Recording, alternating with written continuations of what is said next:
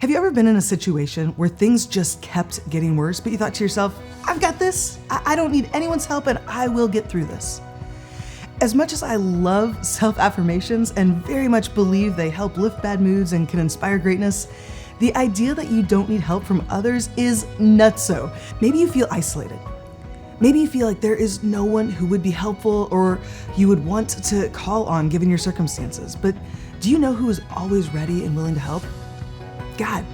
As we talked about last weekend, a group of people called the Canaanites were tormenting the Israelites for the longest time.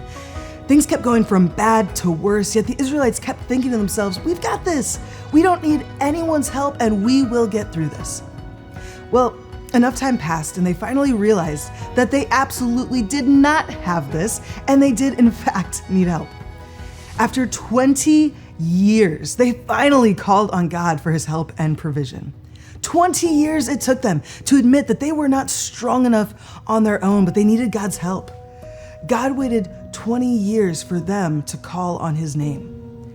And yet God did not hold a grudge against them or respond with an attitude of, oh, now you need my help. Well, we'll see if I have the time.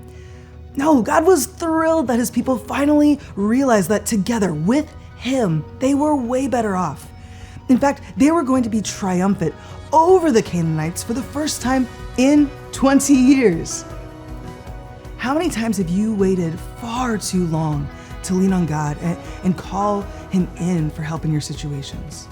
And how many times has your hindsight put you in your place, making you think to yourself, why didn't I reach out to him sooner?